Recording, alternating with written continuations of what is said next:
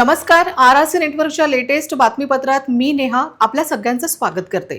अशा आहेत आजच्या हेडलाईन्स. हेडलाईन्स प्रायोजक RRC ब्रॉडबँड, अकोल्यातील सर्वात स्वस्त आणि वेगवान कनेक्शन. तुम्हालाही आश्चर्य वाटेल इतक्या महाग टँकरचे पाणी घेताना टेंडर काढून मनपा कर्मचाऱ्याला ठेका दिल्याची चर्चा समोर.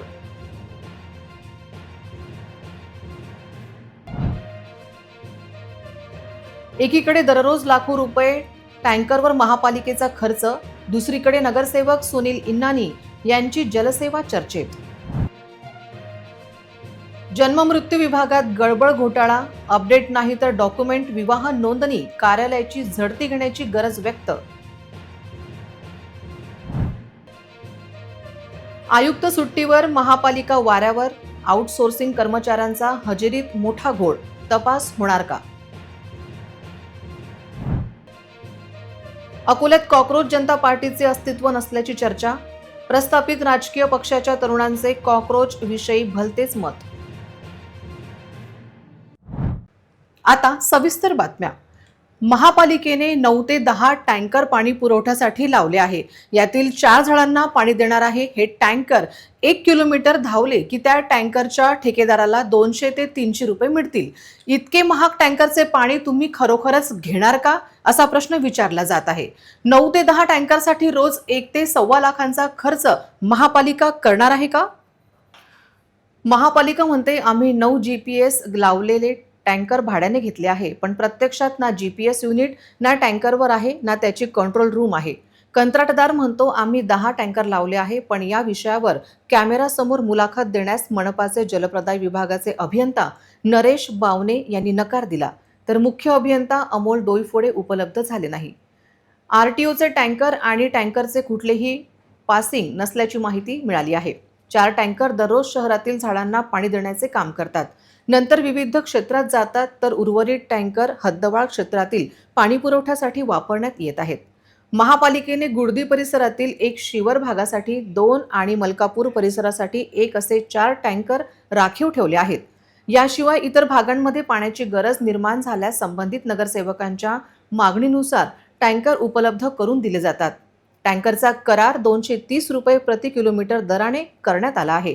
50 किलोमीटर प्रत्येक टँकर चालला तर कंत्राटदाराला 11,500 रुपये प्रति टँकर मिळेल. 9 टँकरसाठी तब्बल 1,03,000 रुपये मिळतील. महापालिकेचे या टँकरवर कुठेही लक्ष नाही, त्यामुळे पाण्यावर पाण्यासारखा होणारा खर्च भ्रष्टाचाराचे पाणी पुरविणारा नक्की आहे. हा निर्णय घेणारे चूप का आहेत, असा प्रश्न उपस्थित होतो. महापालिकेचे म्हणजे जो आम्हाला कॉन्ट्रॅक्ट दिलेले आहेत ते आमचे 10 आहेत. तुमचे 10 आहेत. आणि काय चार्जेस असतात प्रत्येक याला? काय चार्जेस नाही सर, विदाऊट चार्जेस आहेत ते.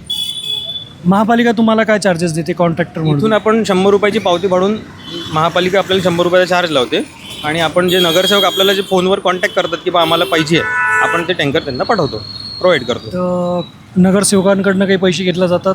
नाही, नगरसेवकाकडून पैसे नाहीत घेतले जात. जर त्यांनी टँकर बाल्यांना दिले त्यांच्या स्वखुशीने तर ते त्याचा भाग आहे तो. ड्रायव्हर वगैरे काही वेगळे पैसे मागतात? नाही, मागत नाहीत सर कोणालाच. सध्या 10 टँकर जे आहेत तर कॉन्ट्रॅक्ट बेसवर आहेत. बरोबर. महानगरपालिकेने तुम्हाला दिलेले. बरोबर. याचं कॉन्ट्रॅक्ट कसं काय आहे, काय मानधन असतं, काय असतं ते थोडं सांगा. सर ॲक्च्युली त्याच्याबद्दल तर मला एवढी माहिती नाही. जे आमचे वरिष्ठ आहेत ते त्यांना माहीत राहते सर. माझं काम आहे इथून टँकर, जसं मला नगरसेवक कॉन्टॅक्ट करतात, माझं काम आहे त्यांना प्रोव्हाइड करणं. रोजचे 10 टँकर असतात, त्या 10 टँकर किती ट्रिप करतात टोटल? सर जवळपास आता पाण्याचा तुटवडा असल्यामुळे आपल्याला इथची धार बघता 4 ट्रिप 5 ट्रिप एवढं होतात. समजा एका ट्रॅक्टरवर 4 ते 5 ट्रिप होतात. म्हणजे 10 टँकर आहे तर 50 ट्रिप जवळपास पूर्ण अकोला शहरात. हो, त्याच्यात मग काही बगीच्यांना पण द्यावं लागतं सर आपल्याला. जनरली कोणकोणत्या परिसरात होते की सगळ्याच परिसरात? सगळ्याच परिसरात. जेवढे अकोल्यात जेवढे नगरसेवक आहेत त्यांचा फोन आला की आपण त्यांना प्रोव्हाइड करतो. 230 रुपये प्रति किलोमीटर दराच्या टँकरच्या पाण्याची बातमी तुम्ही पाहिलीत. आता पाण्याच्या टँकरचीच बातमी, पण निशुल्क जलसेवेची ही बातमी आहे. मे महिन्याचे चटके पाण्यासाठी कोणी सहन करू नये या उदांत हेतूने नगरसेवक सुनील इन्नानी यांनी स्वखर्चातून टँकर विकत घेतला आणि कुठलेही शुल्क न घेता तो नागरिकांसाठी उपलब्ध करून दिला. पाणी हे जीवन आहे असं आपण नेहमीच ऐकतो आणि वाचतो, पण जेव्हा कडक उन्हाळ्यात गळा सुकतो आणि पाण्याचा एक एक थेंब मोलाचा होतो तेव्हा या वाक्याचा खरा अर्थ समजतो. याच कडक उन्हात जेव्हा संपूर्ण परिसर पाण्याच्या टंचाईने होरपळत होता तेव्हा एक व्यक्ती अशीही पुढे आली जिने कोणतीही राजकीय घोषणा न करता, कुठलाही गाजाबाजा न करता थेट लोकांच्या घरापर्यंत पाणी पोचवलं. तुम्ही करा राजकारण, मी करतो समाजकारण, हाच जणू संदेश देत मलकापूर आणि शिवणी भागातील नागरिकांची तहान सुनील इन्नानी यांनी भागवली. मला हे सांगा की सध्या तुम्ही जे टँकरद्वारे लोकांना पाणी पुरवठा करताय, स्वतःच्या स्वखर्चानं करत आहात, ही खूप मोठी गोष्ट आहे. तर त्याबद्दल थोडीशी डिटेल आम्हाला द्या प्रेक्षकांना. आपला महानगरपालिकेकडून आता आपल्याला साप्ताहिक पाणी पुरवठा होतो आणि आपल्या शहराचं साधारणतः 70% लोक ही बोरिंगवर निर्भर आहेत. म्हणजे पिण्याचं पाणी त्यांना बोरिंगच्या माध्यमातूनच मिळू शकते. महानगरपालिका आपल्याला साप्ताहिक पाणी पुरवठा करतं. तर अशा परिस्थितीत उन्हाळ्यात ह्या बोरिंगसुद्धा आता ड्राय झालेल्या आहेत. तर महानगरपालिका आपल्या परीने जे काय प्रयत्न करत आहे ते करत आहेत. पण आपण एक समाजसेवक, नगरसेवक म्हणून आपली काहीतरी बांधिलकी लोकांसोबत आहे. म्हणून आपण स्वतः एक टँकर चालवला आहे आणि आपण छोटासा प्रयत्न करतो आहे की लोकांना त्यातून काहीतरी थोडाफार दिलासा मिळू शकेल. आणि पुढे माझी आवर्जून महानगरपालिकेला विनंती आहे की मागच्या 20 वर्षापासून आपण सत्ता भोगत आहात. तर आपण हे पाण्याचं नियोजन आपण साप्ताहिकच ठेवून राहिलो मागच्या 20 वर्षापासून आणि लोकांची बोरिंगवर डिपेंडन्सी आहे. तर मग आपण कार्य काय करतो आहे, मुद्दा हा आहे. आणि आपण हद्दवाढ केली, हद्दवाढीतली गावं आतमध्ये घेतली आणि त्यांना सुविधाच्या नावावर पाणी पुरवठासुद्धा आपण करू शकत नाही. तर महानगरपालिका कार्य काय करते हा सर्वात मोठा प्रश्न आहे. मलकापूर आणि शिवणी या हद्दवाढीच्या भागात पाणी टंचाईने उग्र रूप धारण केले होते. नागरिक पाण्यासाठी वणवण फिरत होते. अशा अत्यंत बिकट परिस्थितीत सामाजिक कार्यकर्ते सुनील इन्नानी यांनी एक कौतुकास्पद पाऊल उचलले. कोणत्याही शासकीय मदतीची वाट न पाहता सुनील इन्नानी यांनी स्वतःच्या खर्चातून एक नवा कोरा पाण्याचा टँकर खरेदी केला. मे महिन्याच्या सुरुवातीलाच त्यांनी हा टँकर मलकापूर आणि शिवणी परिसरातील नागरिकांसाठी पूर्णपणे मोफत उपलब्ध करून दिला. आपण अकोला पूर्व जो क्षेत्र आहे म्हणजे हद्दवाढ ज्याला म्हणता येईल, जिथे भयंकर पाणी तुटवडा आहे आणि तिथलचे राहणारे जे नागरिक आहेत, लोक आहेत, ती आपले वैयक्तिक बोरिंग करू शकतील इतके सक्षम लोक नाही आहेत. म्हणजे हद्दवाढीच्या क्षेत्रातील बोलतो मी. तर त्याच्यात मुळात प्रभाग क्रमांक 14 हा मोठ्या प्रमाणात येतो. तिथे फार पाणीचा तुटवडा आहे.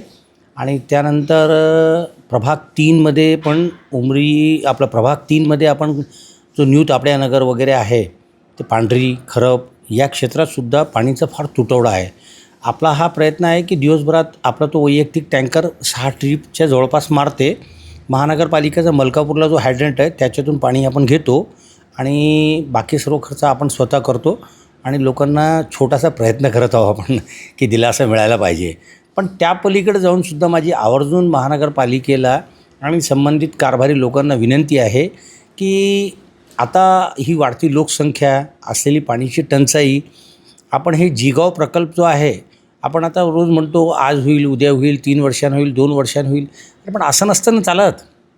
पाणी ही जीवनावश्यक वस्तू आहे. एखाद वेळी रस्ता जर खराब असेल तर माणूस कसा तरी जाईल, पण पाण्याशिवाय कोणाचं जीवन पण शक्य आहे का, ही कल्पना होऊ शकते का? तर हे जिगाव प्रकल्प इतकं लांबणीवर आहे आणि इतका त्याला वेळ लागत असेल तर लोकांना मग आपण वाऱ्यावर सोडल्यासारखंच होईल ना मग ते. तर याला गती मिळायला पाहिजे. आपण गल्लीपासून दिल्लीपर्यंत आपलं सरकार आहे आपण असं म्हणतो जेव्हा, तर मग तेव्हा कामही त्या गतीनं व्हायला पाहिजेत ना.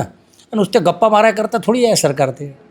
आजकाल छोट्याशा मदतीचेही मोठे होर्डिंग्स लावून राजकारण करण्याची चढाओढ लागलेली असताना सुनील इन्नानी यांनी मात्र अगदी शांतपणे आणि निष्ठेने ही जलसेवा सुरू ठेवली. हद्दवाढीच्या भागात जिथे पाणी पोहोचणे कठीण होते तिथे थेट हा टँकर पोहोचला आणि शेकडो कुटुंबियांना या सेवेचा मोठा दिलासा मिळाला. तुम्ही करा राजकारण, मी करतो समाजकारण, हे सुनील इन्नानी यांनी शब्दातून नाही तर आपल्या कृतीतून सिद्ध करून दाखवले आहे. महापालिकेचा जन्ममृत्यू आणि विवाह नोंदणी विभाग सध्या एका वेगळ्याच कारणाने चर्चेत आला आहे. येथे सामान्य माणसाच्या आयुष्यातील सर्वात महत्त्वाच्या नोंदीचा खेळ मांडला गेला आहे. हा खेळ केवळ अनागोदी कारभाराचा नाही, तर तो आहे अधिकृत कागदपत्रांच्या चितेवर रचलेला एक मोठा घोटाळा आहे. एखाद्याच्या जन्माचा दाखला मिळवणे किंवा कुटुंबातील व्यक्ती गमावल्यानंतर मृत्यूचा दाखला मिळवणे हा नागरिकांचा हक्क आहे. पण पालिकेच्या या विभागाने याच हक्काला दलालांच्या दारात गहाण ठेवले आहे. या जन्ममृत्यू नोंद पुस्तिकेवर संपूर्ण कुटुंबांचे भविष्य आणि कायदेशीर हक्क अवलंबून असतात. त्या नोंदींवर निबंधक व उपनिबंधकांच्या अधिकृत सह्याच गायब आहेत. अकोला पालिकेत कोणाच्या आदेशाने ऑनलाईन अर्ज स्वीकारणे बंद केले गेले असा प्रश्न उपस्थित होत आहे. मूळ नोंद वहीतील अनुक्रमांक आणि नागरिकांच्या नावांमध्ये परस्पर बदल करण्यात आले आहेत. हा अदृश्य हात कोणाचा आणि हा फेरफार कोणाच्या फायद्यासाठी झाला? रजिस्टरमधील रिकाम्या जागेत कोणाचा मध्येच कसा जन्म घुसवला गेला हा संशोधनाचा विषय आहे. नागरिकांनी वर्षानुवर्षापूर्वी केलेले मूळ अर्ज कुठे गेले? बारकोडचे जन्मदाखले आणि नोंद यात तफावत कशी? अनेक महत्त्वाच्या प्रकरणांच्या मुख्य फाईल्स कार्यालयातून गायब आहेत. जोडप्यांच्या विवाहाचे अधिकृत रेकॉर्ड योग्य रीतीने अद्ययावत का ठेवले जात नाही? सर्वात धक्कादायक प्रकार म्हणजे विवाह नोंदणीच्या मूळ अनुक्रमांकावर आधीच्या जोडप्यांच्या नावावर सरळ व्हाईटनर लावून किंवा ते खोडून दुसऱ्यांचेच नाव चढवले गेले आहेत. हा थेट फसवणुकीचा आणि गुन्हेगारी स्वरूपाचा प्रकार आहे. महापालिकेचे आयुक्त डॉक्टर लहाणे सध्या सुट्टीवर गेले आहेत आणि त्यांच्या अनुपस्थितीत संपूर्ण महापालिका जणू वाऱ्यावर सोडल्यालगत परिस्थिती निर्माण झाली आहे. आयुक्त बदलीसाठी प्रयत्नरत असल्याची चर्चा महापालिकेत आहे. आयुक्त जागेवर नसल्याचा गैरफायदा घेत मनपाचे काही कर्मचारी वेळेवर येत नाहीत आणि वेळ संपण्यापूर्वीच पळ काढत असल्याचे चित्र आहे. आयुक्त पदाचा अतिरिक्त प्रभार हाती घेताच जिल्हाधिकारी मीना यांनी मनपातील या अनागोदी कारभाराची गंभीर दखल घेतली काय अशी विचारणा होत आहे. मनपातील आउटसोर्सिंग कर्मचाऱ्यांच्या हजेरीबाबत अत्यंत धक्कादायक बाबी समोर येत आहेत. सुमारे 400 आउटसोर्सिंग कर्मचाऱ्यांचे मानधन आणि त्यांची हजेरी नक्की कोण तपासते हा मोठा प्रश्न आहे. विशेष म्हणजे या कर्मचाऱ्यांच्या हजेरी पटावर सर्वांचीच महिनाभरात 24 दिवसांची पूर्ण हजेरी दाखवली जाते. यात आश्चर्यकारक बाब अशी की या 400 पैकी कोणीच कधी आजारी पडत नाही, कोणीच कधी सुट्टी घेत नाही. सर्वांची 100% उपस्थिती दाखवून मनपाच्या तिजोरीवर दरोडा टाकला जात असल्याचा संशय बळावला आहे. कोणाला कधीच मंगल कार्यासाठी जावे लागत नाही, कोणाला कधीच परिवारासोबत बाहेरगावी जावे लागत नाही. ते सगळे अकोल्यात महापालिकेच्या 100% सेवेत कायम असतात.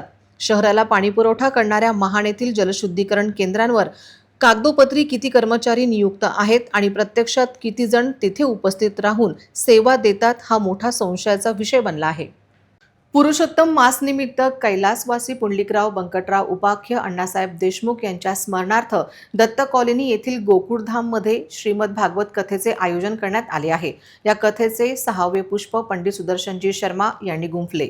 कथेच्या आरंभी यजमान पंकज देशमुख, सौ ऋतुजा देशमुख, सौ कल्पनाताई देशमुख यांनी भागवत ग्रंथाचे पूजन केले. तसेच कथावाचकांचे स्वागत केले. कार्यक्रमाचे प्रस्ताविक नयनाताई देशमुख यांनी केले. या कथेला भाविकांची मोठ्या संख्येने उपस्थिती लाभली होती. भागवत कथेत पुढे शुकदेवजी यांनी राजा परीक्षिताला रासलीलेबाबत सविस्तर सांगितले. या प्रसंगोपात पंडित सुदर्शनजी शर्मा म्हणाले की गोपिका ईश्वराची सेवा करण्यासाठी विविध रूपात धर्तीवर आल्या होत्या. यामध्ये अनेक मत्स्य कन्या आणि दैत्य कन्या गोपी बनून अवतरल्या.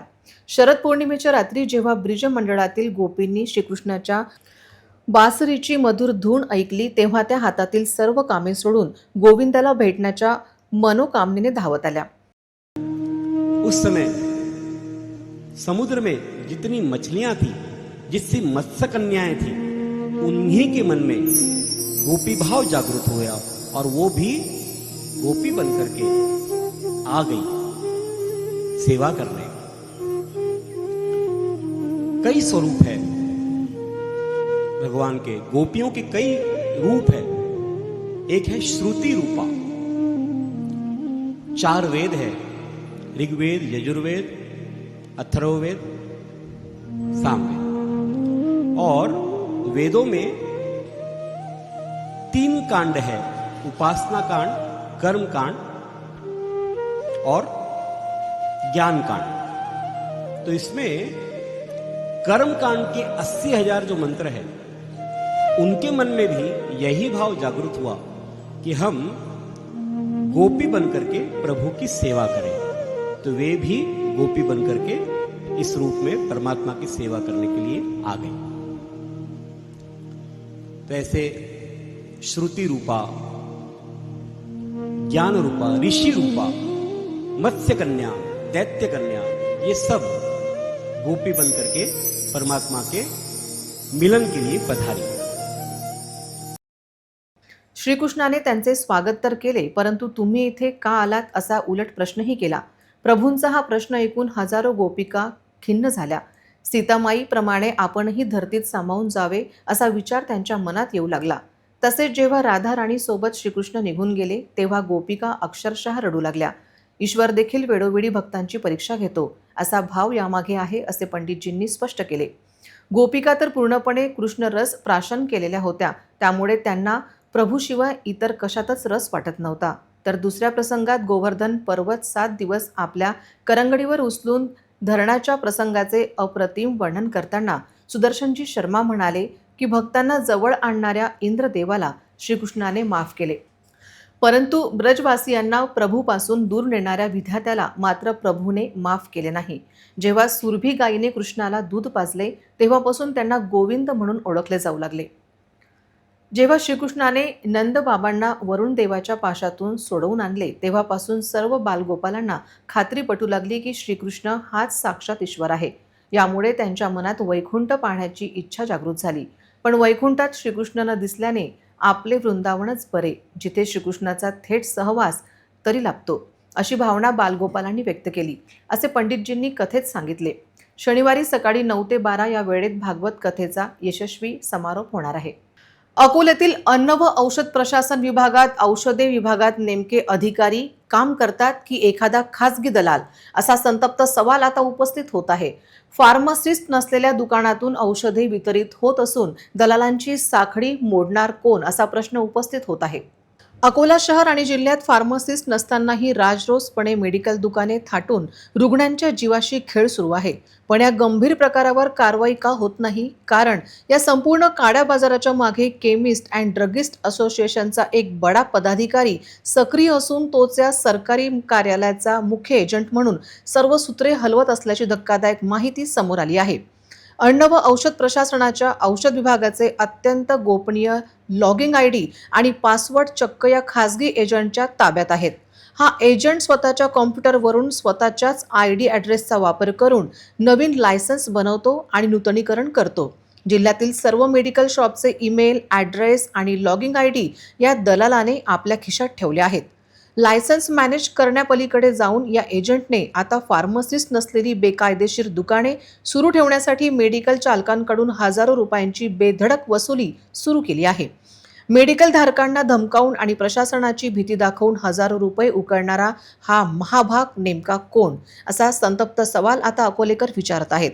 अकोला कार्यालयात फिरण्यासाठी टाळाटाळ करणाऱ्या संबंधित अधिकाऱ्याला महिन्याकाठी लाखो रुपयांचे पाकिट पोचण्यासाठी महत्त्वाची जबाबदारी हा केमिस्ट असोसिएशनचा पदाधिकारी चोख पार पाडत असल्याची धक्कादायक चर्चा आहे. खरीप हंगाम अवघ्या काही दिवसांवर येऊन ठेपला असताना कुटासा परिसरातील शेतकऱ्यांची युरिया खतासाठी अक्षरशः झुंबड उडाल्याचे चित्र पाहायला मिळत आहे. अद्याप पेरणीला पूर्णपणे सुरुवात झालेली नसतानाही कृषी सेवा केंद्रांसमोर पहाटेपासूनच शेतकऱ्यांच्या लांबच लांब रांगा लागत आहेत. भविष्यात खताचा तुटवडा निर्माण होऊ नये या भीतीने शेतकरी युरिया खतासाठी मोठी गर्दी करत आहेत. एकीकडे शेतीची पूर्वतयारी अंतिम टप्प्यात आली असताना दुसरीकडे केवळ खत मिळवण्यासाठी शेतकऱ्यांना तासनतास रांगेत उभे राहावे लागत आहे. विशेषतः अल्पभूधारक व अत्यंत अल्पभूधारक शेतकऱ्यांची अवस्था बिकट झाली असून दिवसाची मजुरी बुडवूनही खत मिळेल याची खात्री नसल्याने त्यांच्या तीव्र नाराजीचे वातावरण आहे. काही कृषी सेवा केंद्रांवर मर्यादित कुपन वाटप होत असल्याने अनेक शेतकऱ्यांना दिवसभर रांगेत उभे राहूनही रिकाम्या हाताने परतावे लागत आहे. त्यातच काही कृषी सेवा केंद्र चालक हे रात्रीच्या वेळी आपल्या जवळच्या आणि मर्जीतील लोकांना बोलावून कुपन वाटप करत असल्याच्या गंभीर तक्रारी समोर येत आहेत. या वशिलेबाजीमुळे सर्वसामान्य शेतकऱ्यांचे आर्थिक नुकसान तर होतच आहे, शिवाय त्यांच्या पेरणीपूर्व नियोजनावरही याचा मोठा परिणाम होत आहे. युरिया खताचा पुरेसा साठा उपलब्ध करून शेतकऱ्यांची ही गैरसोय तातडीने दूर करावी अशी मागणी परिसरातील शेतकरी करीत आहेत. दरम्यान पेरणीपूर्वीच युरिया खतासाठी होत असलेली ही मोठी गर्दी आगामी खरीप हंगामातील खतांच्या संभाव्य टंचाईचे संकेत मानली जात आहे. प्रशासनाने वेळेत योग्य नियोजन न केल्यास आगामी काळात ही परिस्थिती आणखी गंभीर होण्याची शक्यता व्यक्त केली जात आहे. कुशल भगत, RRC न्यूज, कुटासा. बाळापूर शहरातील नगर परिषद क्रमांक 9 नंबर शाळेमध्ये शिकणाऱ्या विद्यार्थ्यांचे पाल्यांना येथील शिक्षक शाळेची TC नकार देत असल्याचा प्रकार समोर आला आहे. त्यामुळे नगर परिषदेच्या शाळेत शिकणाऱ्या विद्यार्थ्यांच्या पाल्यांसमोर गंभीर प्रश्न निर्माण झाला आहे. बाळापूर शहरातील नगर परिषदच्या शाळेमध्ये 1ली ते 4थी पर्यंत शिक्षण घेतलेल्या विद्यार्थ्यांना समोरील शैक्षणिक सत्रामध्ये प्रवेश करण्याकरिता मोठ्या अडचणींचा सामना करावा लागत आहे. नगर परिषद शाळेमध्ये त्यांना TC मिळत नसल्याने आपल्या मुलांना समोरील शैक्षणिक सत्रात कसा प्रवेश करावा असा गंभीर प्रश्न बाळापूर शहरातील नागरिकांमध्ये उपस्थित झाला आहे. शाळेमधील शिक्षक आचारसंहितेचे कारण सांगत पालकांना त्यांच्या पाल्याची TC देण्यास नकार करीत असल्याबाबत बाळापूर शहरातील नागरिकांनी नगर परिषद प्रशासनाला तसेच जिल्हा परिषद CO यांना अनेकदा निवेदन दिले, परंतु त्यावर कुठलीही कारवाई न झाल्याने आज त्यांनी अकोला जिल्हाधिकारी यांना निवेदन देत आपल्या पाल्यांच्या पुढील शिक्षण सत्रासाठी नगर परिषद शाळा क्रमांक 9 मधून TC देण्याकरता नगर परिषद प्रशासनाला अवगत करावे तसेच याबाबत उचित कारवाई करावी अशी मागणी केली आहे. मैं मोहम्मद आरिफ मोहम्मद सईद, छोटा मोमिनपुरा बालापुर. मैं इसलिए बोलना चाहता हूँ कि मेरे भतीजी स्कूल के अंदर है, नगर परिषद 9 नंबर स्कूल के अंदर छोटा मोमिनपुरा में. हम वहाँ TC के लिए जा रहे हैं तो बच्चे के लिए TC देने रहे तो वो बोलते बाद में आओ. तो मैंने बोला बाद में कब आना हमने, तो बोले अभी रुको, बोले आचार संहिता लगी हुई है, तो आचार संहिता लगने के बाद में हमको TC देना. तो बोले नहीं अभी देते नहीं हम TC, बाद में देखेंगे. बाद में 2-3 दफ़ा गए तो स्कूल बंद थी. हम नगर परिषद में भी जाके आए, नगर परिषद में उन्होंने बोले कि अभी हम देते नहीं. तो हम चाह रहे हैं कि हमारे बच्चे आगे बढ़े, तो वो चाहते हैं कि नहीं अभी हम देते नहीं, बाद में देखेंगे क्या करना है. कलेक्टर ऑफिस में भी आए हुए हैं, कलेक्टर ऑफिस में भी हम निवेदन देते हैं कि हमारे बच्चे का जल्दी से जल्दी हमको TC मिलना चाहिए वहाँ से. ये नातो है 4थी में पास हो गई. हमने बोले TC दो, TC नहीं दे रहे हो, तो वहाँ पर गए हम, तो बोले कि नहीं बाद में देंगे, आचार संहिता लगी हुई है. फिर गए उसके बाद में तो बोले कि बाद में देखेंगे. फिर हमने बोले कि हम कलेक्टर ऑफिस में जा सकते हैं, तो उन्होंने कुछ नहीं बोले, खामोश हो गए. तो क्या हमने ऐसी पढ़ाई ये करना कि बच्चों की. वाशिम शहरातील एका नाल्याजवळ 65 ते 70 वर्षीय अज्ञात वृद्धाचा मृतदेह आढळून आल्याने परिसरात एकच खळबळ उडाली आहे. प्राथमिक अंदाजानुसार या वृद्धाचा मृत्यू तीव्र उष्माघातामुळे झाला असावा अशी शक्यता वर्तवली जात आहे. वाशिम शहरातील सन्मती कॉन्व्हेंट शाळेच्या मागील बाजूस असलेल्या एका नाल्याजवळ आज एक 65 ते 70 वयोगटातील वृद्धाचा मृतदेह स्थानिक नागरिकांना दिसून आला. नागरिकांनी तातडीने याची माहिती शहर पोलिसांना दिली. घटनेचे गांभीर्य ओळखून पोलीस प्रशासन तातडीने घटनास्थळी दाखल झाले. पोलिसांनी घटनास्थळाचा पंचनामा करून मृतदेह शवविच्छेदनासाठी जिल्हा सामान्य रुग्णालयात पाठवला आहे. सध्या विदर्भात उन्हाचा पारा वाढलेला असल्यामुळे प्राथमिक माहितीनुसार या वृद्धाचा मृत्यू उष्माघाताने झाला असावा अशी दाट शक्यता वर्तवली जात आहे. मात्र मृत्यूचे नेमके कारण शवविच्छेदन अहवाल आल्यानंतरच स्पष्ट होईल. या मृतवृद्धाची ओळख अद्याप पटलेली नाही. पोलीस या प्रकरणाचा पुढील तपास करत असून परिसरात नागरिकांकडून माहिती गोळा केली जात आहे. शवविच्छेदनाच्या अहवालानंतर या मृत्यूमागचे गूढ उकलणार आहे. भक्तीला जेव्हा दातृत्वाची आणि सेवेची जोड मिळते तेव्हा मंदिराचे प्रांगण केवळ एक धार्मिक स्थळ राहत नाही, तर ते एका मोठ्या कुटुंबाचे माहेरघर बनून जाते. वाशिम जिल्ह्यातील कारंजा लाड येथील ममता नगरमधील संत गजानन महाराज संस्थानात नुकताच असाच काय भक्तीचा, आदरचा आणि गोडव्याचा अनोखा संगम पाहायला मिळाला. एकादशीच्या पवित्र मुहूर्तावर तब्बल 7.25 क्विंटल आंब्याचा शाही नैवेद्य महाराजांच्या चरणी अर्पण करण्यात आला. पण हा सोहळा केवळ नैवेद्यापुरता मर्यादित नव्हता, तर यामागे हजारो हातांची सेवा आणि चेहऱ्यावरचे समाधान जोडलेले होते. एकादशीला जेव्हा मंदिराचे दरवाजे उघडते तेव्हा गजानन महाराजांची मूर्ती चहूबाजूला सजवलेल्या रसाळ आंब्यांच्या आकर्षक आरासीने न्हाऊन निघाली होती. हे मनमोहक रूप डोळ्यात साठवण्यासाठी आणि बाप्पांचे दर्शन घेण्यासाठी भाविकांनी एकच गर्दी केली. खरा उत्साह तर दुसऱ्या दिवशी दिसून आला. नैवेद्यासाठी आणलेल्या त्या 7.25 क्विंटल आंब्यांचा रस तयार करण्यात आला. हा आम्ररस घेण्यासाठी भाविकांच्या लांबच लांब रांगा लागल्या होत्या. सुमारे 6,000 भाविकांनी या रसाळ प्रसादाचा तृप्त मनाने आस्वाद घेतला. उन्हाळ्याच्या दिवसात भक्तांना मिळालेला हा प्रसाद त्यांच्यासाठी केवळ गोडवा नव्हे, तर महाराजांचा थेट आशीर्वाद ठरला. कारंजा लाड येथील गजानन महाराज संस्थानने या उपक्रमातून समाजाबाहेर एक आदर्श ठेवला आहे. जिथे हजारो लोक एकत्र येतात, एकत्र राबतात, कोणताही भेदभाव न बाळगता प्रसादाचा आनंद घेतात आणि जिथे स्त्री शक्तीचा आदर केला जातो तिथेच खऱ्या अर्थाने देवत्व वास करते. भक्तीचा हा गोडवा केवळ जिभेवर रेंगाळणारा नव्हता, तर तो प्रत्येक भाविकांच्या हृदयात साठवला गेला आहे.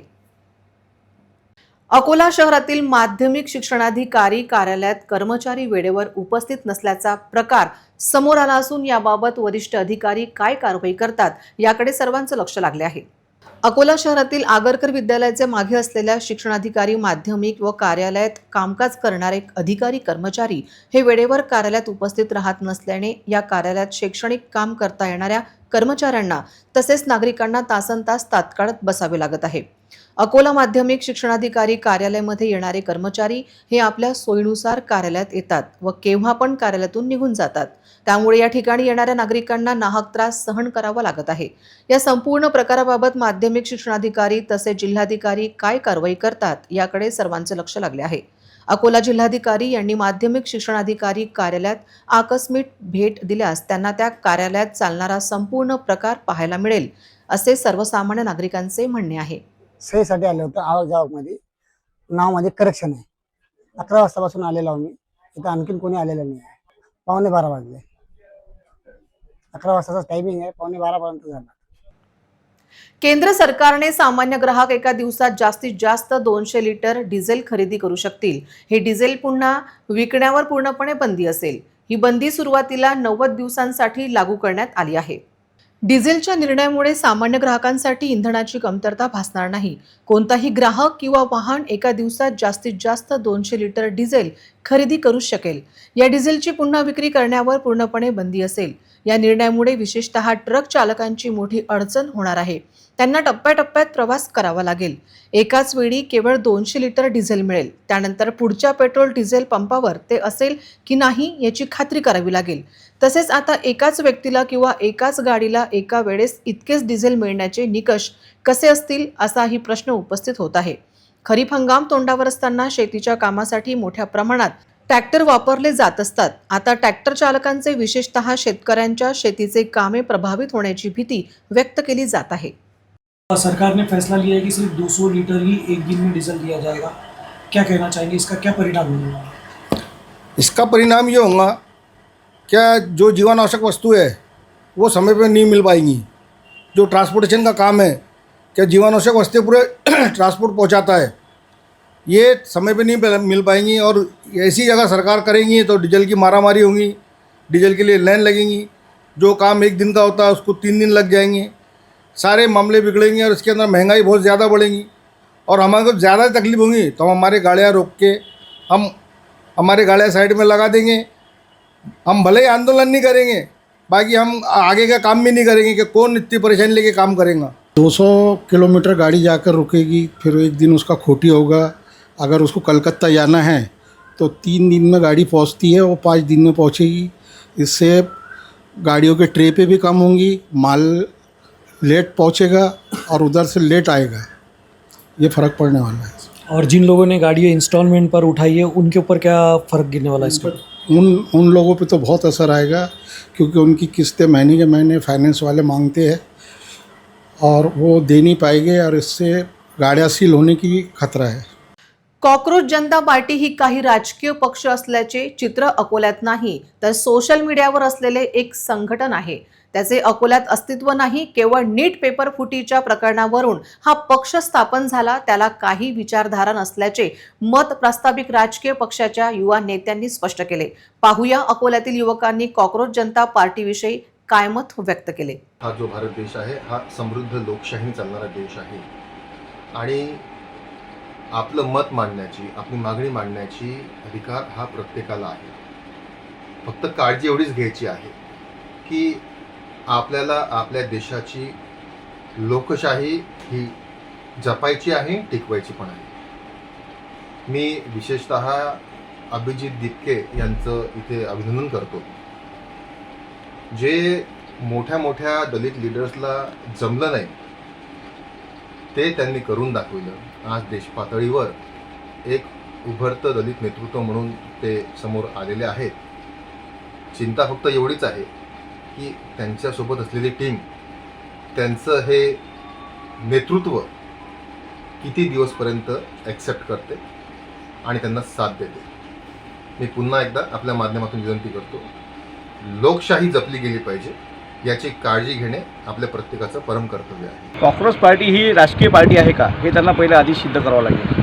कारण की कॉक्रोच पार्टीचे काय उद्दिष्ट आहे आणि विजन काय आहे हे अजून त्यांनी जनतेसमोर स्पष्ट केलं नाही आहे. त्यामुळे कॉक्रोच पार्टीची गरज आहे की नाही हा नंतरचा विषय आहे, पण कॉक्रोच पार्टी ही पार्टी पुण्याच्या इशावर बनली नाही हे त्यांना आधी सिद्ध करावं लागेल. याचं भविष्य काय आहे काय नाही हे समोर दिसणार, पण हे का तयार झाली कॉक्रोच जनता पार्टी हे विचार करणं खूप आवश्यक आहे. कारण की मला असं वाटतं की जे युवकांबद्दल जे अपशब्द बोलण्यात आले त्याचा रागच्या सोबतच जे आजच्या तारखेत कोणी बोलत नाही आहे या सरकारच्या विरोधात जे हुकुमशाही सुरू आहे त्या हुकुमशाहीचा मला असं वाटतं काहीतरी उद्रेक झालेला आहे आणि त्यामधूनच ह्या लोकांचा राग म्हणून कॉक्रोच जनता पार्टी आहे. तरुणाईची एक चीड आहे आणि त्यांची पहिली मागणी जी होती की या नीट पेपर फुटी प्रकरणी जे शिक्षण मंत्री आहे धर्मेंद्र प्रधान यांच्या राजीनाम्यापासून ही सुरुवात झालेली आहे. हा तरुणाईंच्या मनातला एक चीड आहे. पुढे या पार्टीचं काय भवितव्य राहील हा येणारा काळच सांगेल. कारण की एवढे पक्ष अगोदरच एवढे पक्ष झालेले आहेत, सगळ्यांना भ्रमनिराश केला.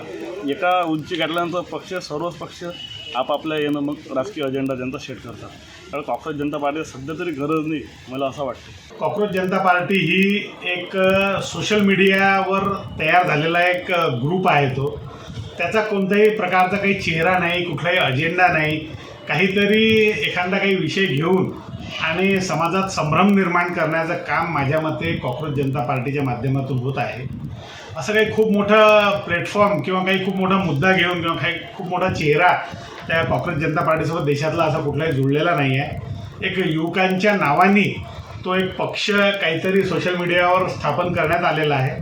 जर त्यांनी सकारात्मक मुद्दे घेऊन जर ते समाजात पुढे आले तर पुढं काहीतरी त्यांना भविष्य आहे, नाही तर हे काहीतरी एक स्टंटबाजी म्हणून त्याकडे पाहिलं जात आहे. आणि त्यांचा जो महत्त्वाचा मुद्दा जो आहे विद्यार्थ्यांसाठी आणि युवकांसाठी ते जे काम करत आहेत त्याच्यावरून त्यांना समर्थन द्यायलाच पाहिजे.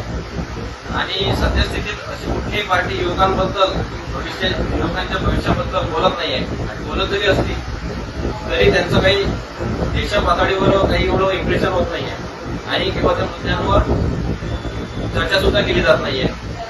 अशातच युवकांचे जे हक्काचं जे प्लॅटफॉर्म म्हणून ही पार्टी तयार झालेली आहे. पुन्हा एक नजर टाकूया आजच्या प्रमुख घडामोडींवर.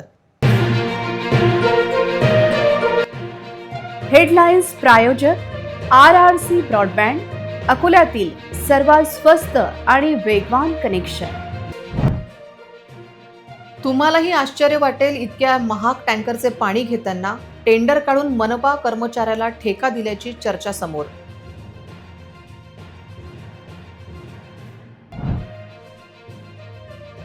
एकीकडे दररोज लाखो रुपये टँकरवर महापालिकेचा खर्च, दुसरीकडे नगरसेवक सुनील इन्नानी यांची जलसेवा चर्चेत.